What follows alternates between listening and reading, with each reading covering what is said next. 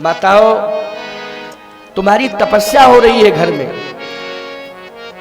सुबह से तुम भोजन बनाने में लग जाती हो और फिर पूरे घर को भोजन करा देती हो, तब बाद में बचता है तो पाती हो। बोलो ये तपस्या नहीं है तो क्या है? यही तो तपस्या है कि कोई भूखा ना रह जाए, है ये भावना है। इसलिए तो तुम्हारी सबसे बड़ी साधना हो रही है घर में। ये घर का जो काम तुम कर रही हो ना, ये तपस्या कर रही हो तुम। इसको काम मत समझना। ये मत सोचना कि हमारा तो हम नारी बन गए तो काम का बोझा मेरे जीवन में आ गया। ना ना, गलत। काम का बोझा नहीं आया है तुम्हारे जीवन में, ये तो तुम्हारी तपस्या है। ये तुम्हारी तपस्या है और तुम्हारी तपस्या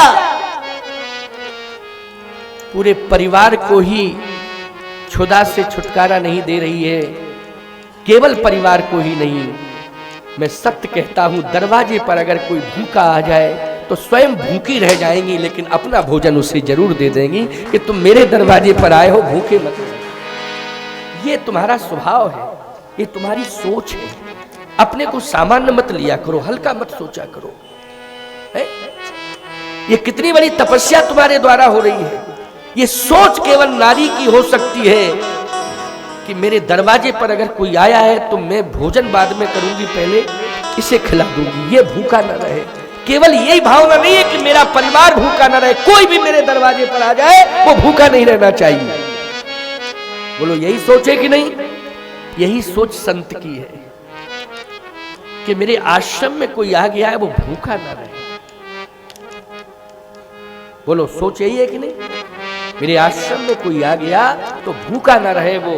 और केवल आश्रम में ही नहीं प्यारे, कहीं भी संत होगा, आश्रम से भी दूर होगा, अगर भोजन उसके पास होगा, तुम पहुंच जाओगे तो ये जरूर कहेगा भैया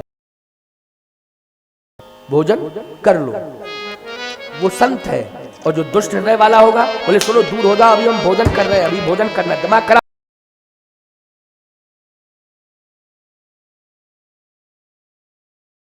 हटो यहाँ से, पहले मुझे भोजन करने दो तो बाद में आ।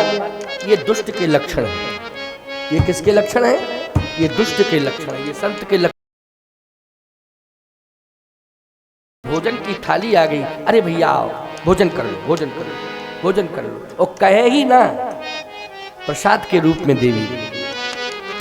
ये संत के।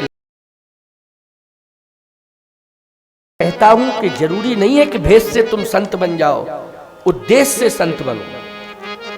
पवित्र उद्देश्य, अगर परोपकार करने का उद्देश्य तुम्हारा है, इसलिए